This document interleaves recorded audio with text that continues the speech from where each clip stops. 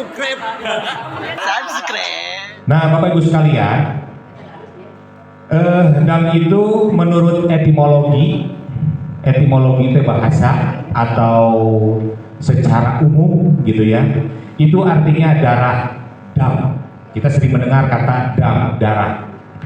Nah, namun menurut terminologi, arti dam itu ialah mengalirkan darah dari hewan sembelihan yang telah ditentukan oleh agama Islam sebagai pengganti atau penambal dari kekurangan dalam manasik haji.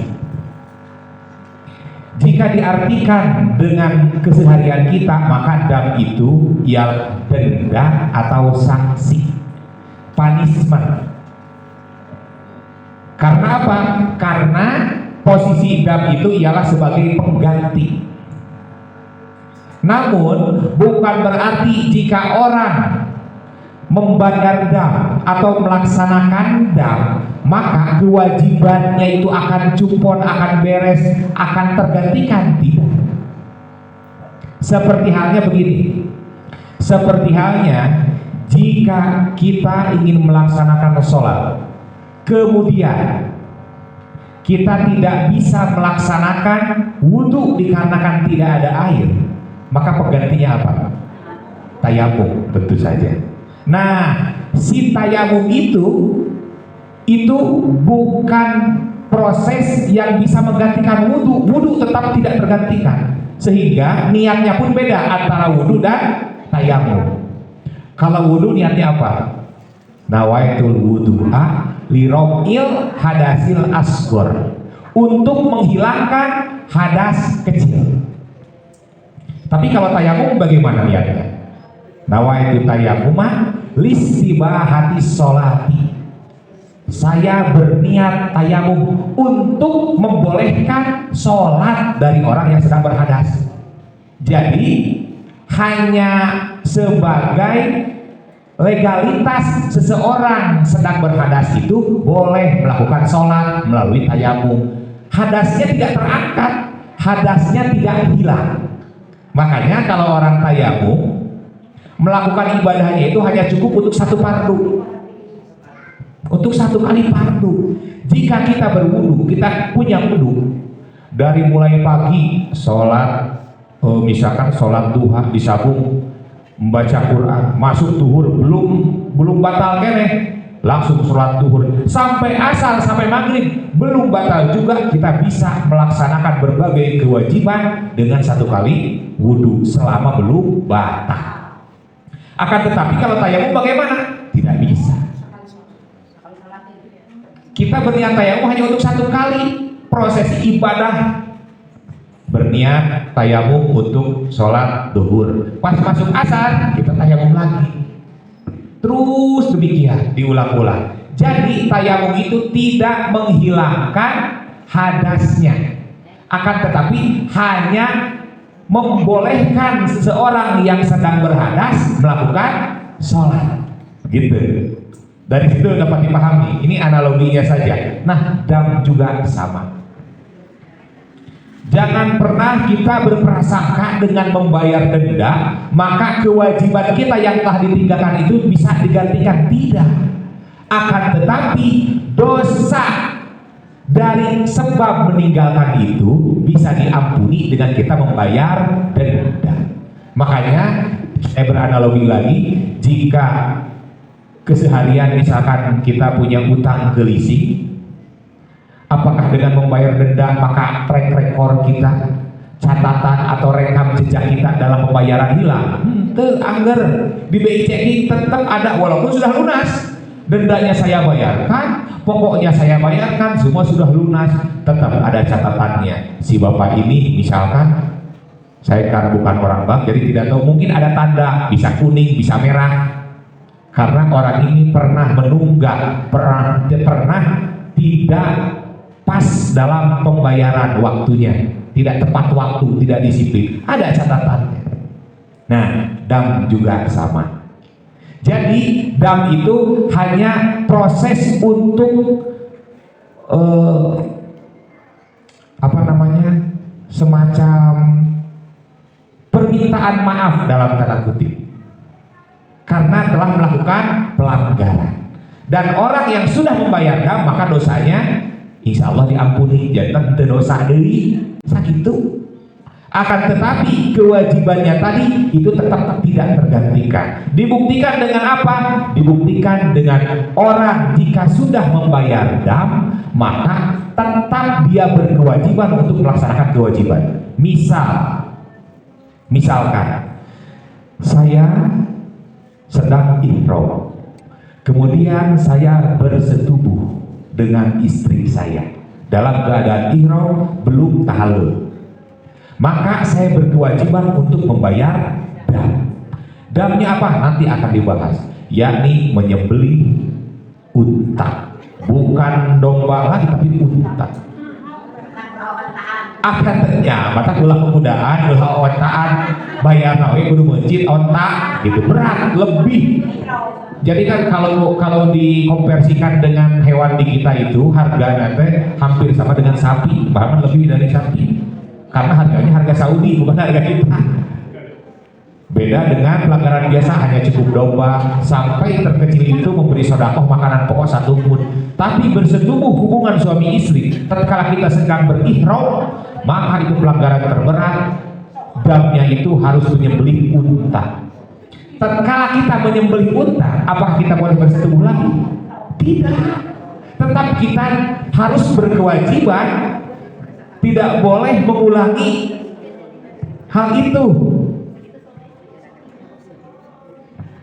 Upami urang menuju sahur jika kita sedang berpuasa. Saya orangnya senang beranalogi, maksudnya untuk mempercepat ngartos gitu ya, supaya cepat ngerti. Jika kita sedang berpuasa, kemudian kita batal karena satu dan lain hal, bukan berarti kita bisa meneruskan pembatalan itu. Contoh, saya sedang berpuasa Ramadan, puasa wajib. Kemudian karena satu dan lain hal yang tidak ditolerir oleh agama, maka saya membatalkan puasa. Batal minum atau nabi makan. Tapi bukan karena udur dan bukan karena rukhsah. Saya mah males kata Nabi, lapar yang tidak mengharuskan saya untuk membatalkan puasa gitu. Hanya biasa saja, akhirnya saya makan, batal. Setelah saya batal puasa, maka saya berkewajiban untuk ngeker. Seluruh bahasa Sunda. Ada ngeker teh naon? Menahan untuk puasa kembali. Makanya rugi orang berpuasa batal teh. Karena walaupun dia sudah batal, dia tetap berkewajiban untuk tidak meneruskan pelanggarannya. Nya, sanaosos batal jadi jika puasa,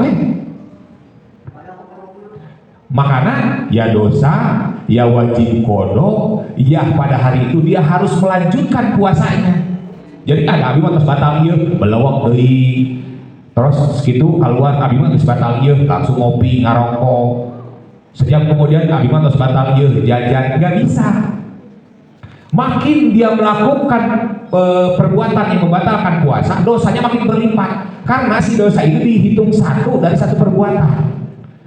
Tatkala satu hari itu kita melaksanakan berbagai pelanggaran, maka itu berlipat, diakumulasikan. Begitupun dengan dam.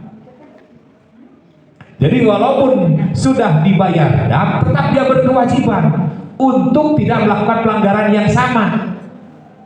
Sampai sini paham? Makanya ini adalah semacam penambal. Tapi maksud pengganti ini bukan berarti bisa menggantikan posisi.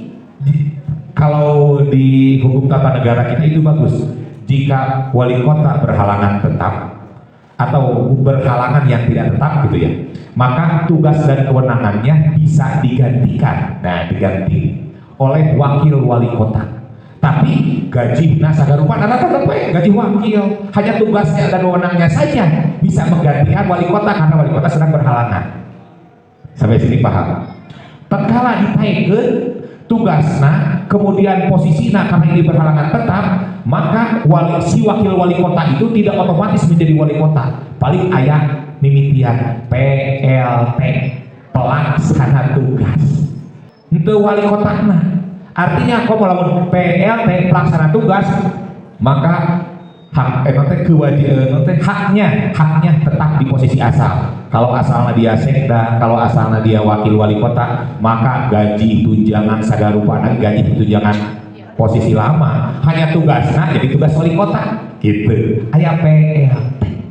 Nah, jadi seperti itu. Pengganti ini pun sama, tidak menggantikan wajib haji yang dia tinggalkan, akan tetapi hanya sebatas penambal. Walaupun orang tersebut sudah melaksanakan pelanggaran, dia tidak berdosa.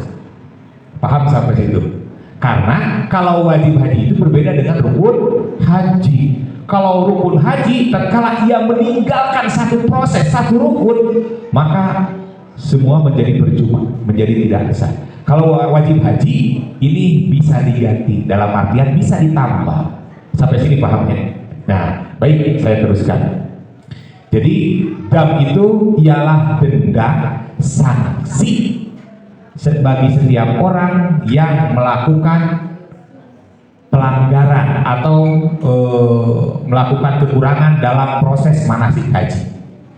Next. Nah, ini macam-macam dam. Ini harus kita ketahui. Karena dari sini kita dapat mengetahui jenis dari hukumannya apa, jenis dari damnya apa. Tidak semua pelanggaran itu harus mencit unta, harus menyembelih domba, tidak. Jangan sampai di pikiran kita kalau berbicara masalah dam identik kudu mencit domba. Jangan sampai seperti itu, karena dam itu jenisnya berbeda. Nah, macam-macam dam dalam pelaksanaan ibadah haji dan umroh itu ada 4. Yang pertama, dam murotab muqaddar. Murotab itu artinya berurutan, muqaddar itu ditentukan. Berurutan itu ialah satu pelanggaran ke pelanggaran lain, ininya damnya itu, sanksinya atau dendanya itu berurutan. Kalau muqaddar itu ditentukan, tidak bisa digantikan. Nah, yang kedua ada dam murotab muaddal. Yang pertama dam murotab muqaddar. Yang kedua dam murotab muaddal. Ini berurutan dan bisa diganti. Artinya pilihan. Silahkan kita memilih yang mana dari sekian opsi, gitu. Yang ketiga ada dam mukhayyar muqaddar. Pilihan namun ditentukan. Dan yang terakhir, yang keempat, dam mukhayyar muaddal. Pilihan dan bisa diganti. Ini paling fleksibel ini. Yang 4. Nah, urutan dam ini tentu saja jenis pelanggarannya berbeda. Tidak semua satu jenis pelanggaran kita bisa memilih dam yang mana, tidak bisa. Sampai sini paham? Next.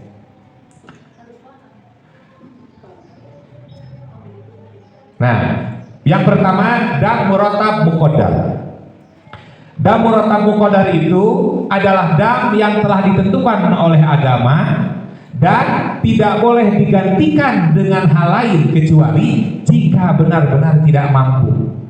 Artinya, walaupun ini sudah saklek, tidak diberikan opsi atau pilihan untuk memilih, akan tetapi yang namanya agama itu ad-dinu yusrun, agama itu mudah. Tetapi jangan salah, walaupun agama itu mudah, tidak memberatkan kita, tapi agama tidak bisa dibohongi. Di dalam agama itu ada yang namanya hailah. Tahu hailah? Hailah itu mengakali. Nah, agama mual biasa. Jika hukum bisa diakali dengan pasal-pasal karet, misalkannya ini teh pasal teh multi tafsir, kita bisa mengakalinya. Tah, di dalam agama mual biasa. Karena apa? Karena urusan agama itu adalah urusan kita dengan Allah Subhanahu wa Ta'ala yang tidak bisa dibohongi. Contoh misalkan, aduh dan tekiat saut teh kumaki naon, kumaki abdi teh garupanya wakmah dan sebagainya. Itu teh alasan yang bisa dimengerti atau diterima oleh syarak karena sedang sakit. Akan tetapi itu kan urusan kita dengan Allah. Soal Allah teh, nah gamane mah teu nanaon. Gering paling gering dieun hungkul, tetapi dijadikan alasan supaya bisa berbuka. Tuh, itu namanya hailah. Nah, Allah mah tidak bisa dibohongi. Jadi seketat apapun tetap Allah tidak bisa dibohongi. Jadi kembali kepada diri kita masing-masing. Nah, orang teh ngelaksanakan ibadah haji itu orang ngabohongan ke Allah atau nabi itu kan itu pilihannya ada di kita sendiri. Nah, karena di sini ada yang benar-benar tidak mampu. Kategorinya naon? Apakah kecuali jika benar-benar tidak mampu ini adalah SKTM? Bukan. Adalah naon? Surat keterangan keluar dari pekerjaan? Bukan. Nah, kecuali benar-benar tidak mampu ieu teh, yang tahu bahwa dia benar-benar tidak mampu atau tidak adalah dirinya dengan Allah Subhanahu wa taala. Kembali kepada kejujuran diri kita.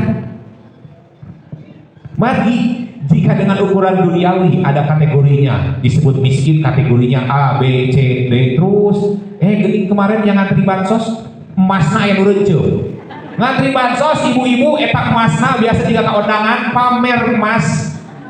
Padahal ngantri bansos. Tuh, seketat apapun kategori yang namanya di dunia tetap biasa dibohongan. Memang bumi nama ku Pak RT ditilai. Biasa-biasa bumi nama ieu mah teu mampu. Ya si ibu eta teh janda. Katinggalna bumina biasa-biasa teu gaduh motor padahal dina lemari emasna biasa wae kan. Tuh, jadi tidak ada yang tahu. Nah, maka benar-benar tidak mampu itu ini urusan dirinya dengan Allah Subhanahu wa taala. Apakah dirinya mau berbohong kepada Allah atau tidak? Nah, jika digantikan dengan hal lain, maka nilai penggantinya harus sama persis. Karena bukan pilihan teh dengan yang digantikan dan ditetapkan oleh syarat. Ini dam murattab muqaddar. Kita lanjut. Seperti apa?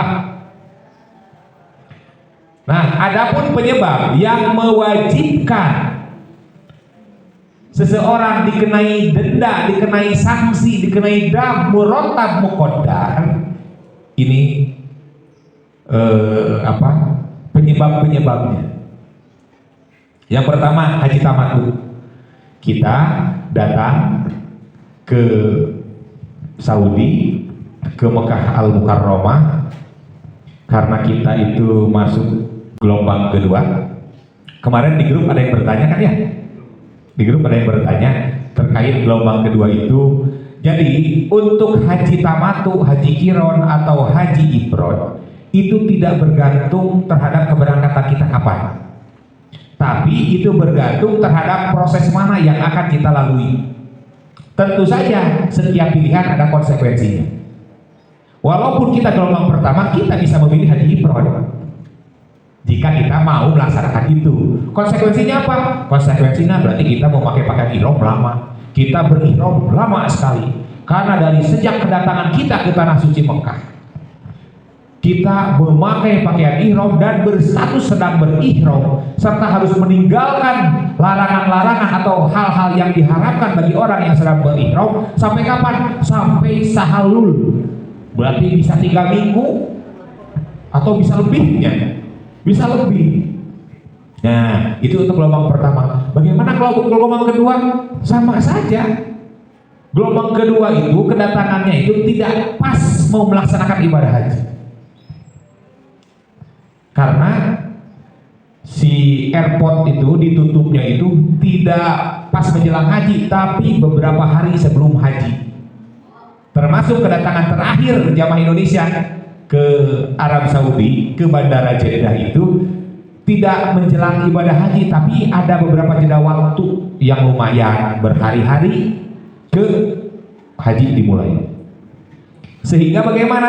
Sehingga kita harus menunggu berhari-hari itu dengan memakai pakaian ihram serta dalam status kita sedang berihram. Jika itu pilihan, ya mangga. Akan tetapi ini konsekuensinya, karena banyak orang yang memilih haji ifrad karena bermaksud ingin melaksanakan ibadah haji sesuai dengan kanjeng Rasul, akan tetapi justru akhirnya menimbulkan dam yang lain karena dia menghindari dam haji tamattu, tapi ternyata dia melakukan pelanggaran yang lain karena terlalu lama kan. Kok mau zaman yang memang sangat sulit. Kalau orang zaman dulu sudah terbiasa gitunya, kalau zaman sekarang kan sangat sulit gitu. Nah, Bapak Ibu sekalian, yang pertama haji tamattu. Yang kedua haji kiron. Ini damnya dam murotab muqaddar ya. Ketiga luput haji karena tidak wukuf. Timbul pertanyaan, loh kok luput haji karena tidak wukuf harus bayar dam ya? Bukankah waktu kemarin kita manasik haji pas di bab wukuf di Arafah? Coba lihat kembali. Wukuf di Arafah itu jika tidak wukuf di Arafah maka orang tersebut tidak sah hajinya, dan wukuf di Arafah tidak bisa digantikan dengan dam. Tapi di sini ada luput tidak wukuf harus membayar dam. Nah, Bapak Ibu sekalian, hajinya mah tetap tidak sah. Karena apa? Kita tidak wukuf di Arafah, kita meninggalkan rukun. Akan tetapi tentu saja kita berdosa karena tidak melaksanakan rukun. Karena tatkala seseorang sudah memulai sebuah pekerjaan, agama menuntut harus dikerjakan sampai selesai.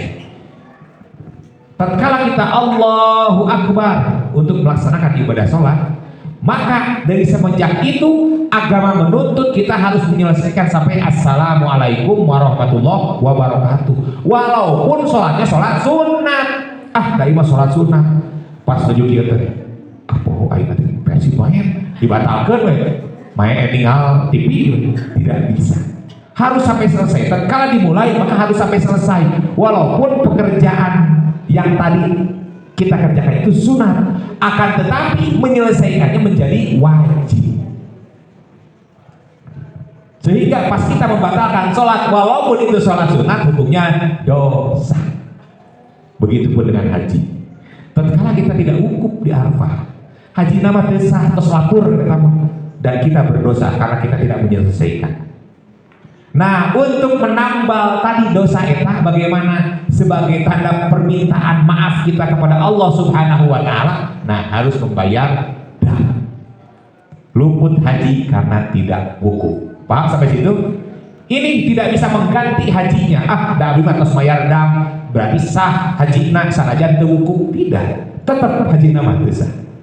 Selanjutnya, dam murotab muqaddar itu karena tidak ihram dari mikot bagi yang bermaksud haji atau umroh.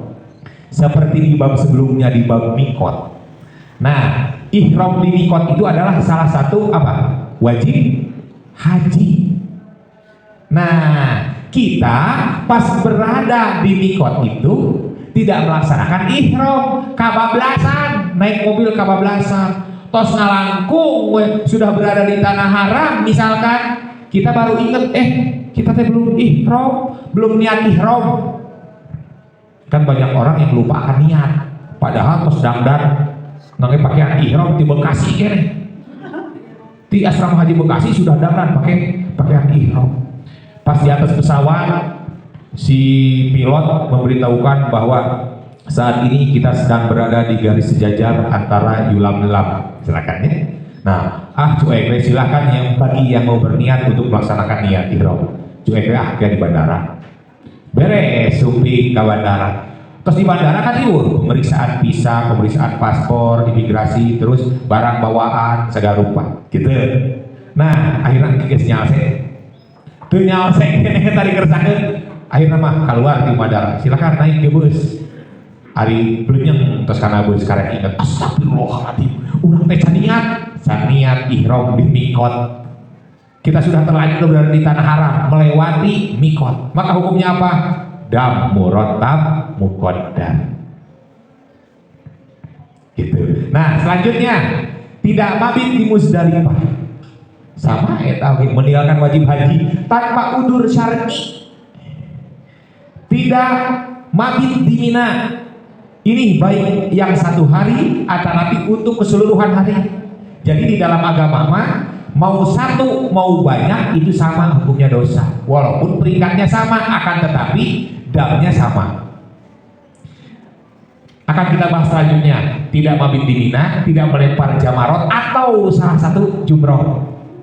Kalau tidak melempar jamarot mah itu sama sekali kita tidak datang ke jamarot untuk melempar, baik tanggal 10, 11, 12 atau 13 di Kanapar Sani.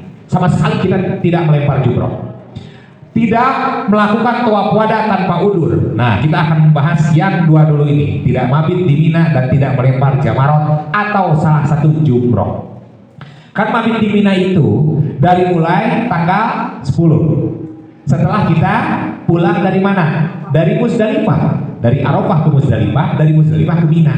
Nah, harus menginap di Mina itu pada malam 11, 12, 13, kan gitu. Nah, baik kita melewati tidak mabit satu malam atau ketiga-tiga malamnya kita tidak mabit, maka tetap ini dam murotab muqaddar. Atau jumroh, kita tidak melempar jumroh 10, 11, 12 dan 13, atau hanya kita tidak melempar pada tanggal 11 saja misalkan, sama damnya mah. Paham sampai situ ya? Nah, ini yang dua ini, baik meninggalkan salah satu proses atau keseluruhan proses, maka hukumnya sama. Kemudian tidak melakukan tawaf wada tanpa udur. Tidak melakukan tawaf wada tanpa udur. Artinya begini, wajib haji paling terakhir itu apa namanya? Tawaf wada. Setiap orang yang datang untuk melaksanakan ibadah haji dan umrah itu teh pas mau pulang harus pamit. Etikanya tatkala datang katingali tarang pun nanti pulang atau mundur katingali punduk, kan itu etikanya. Datang kita langsung tawaf. Kalau orang melaksanakan haji ifrad maka tawafnya tawaf kudu. Jika hajinya haji tamattu maka kita melaksanakan tawaf umroh, kan gitu. Nah, eta teh datang pas pulang oke berarti lah tawaf perpisahan, tawaf wada. Setiap jemaah haji dan umroh wajib melaksanakan itu.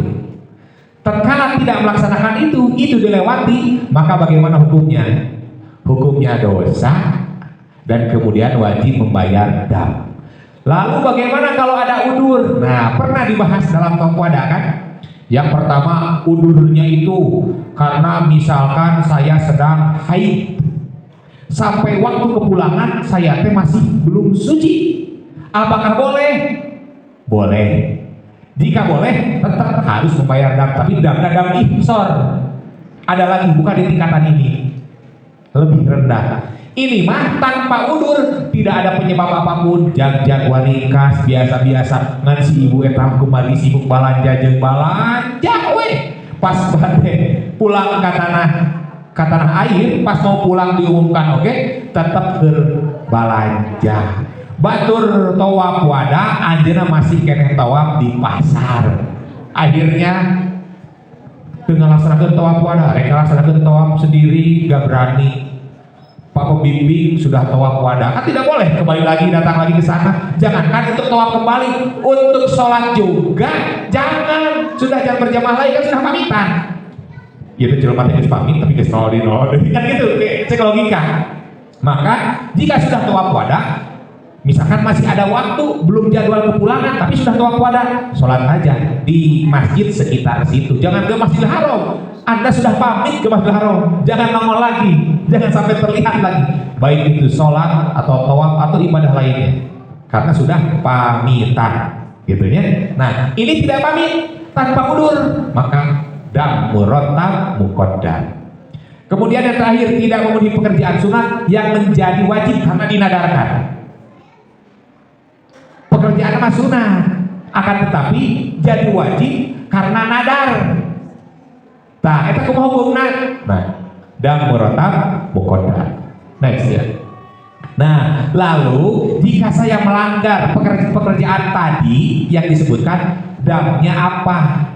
Jenis dam saya dam murotab muqaddar. Maka saya harus apa? Nah, adapun kewajiban damnya adalah menyembelih 1 ekor kambing atau domba yang memenuhi syarat untuk kurban.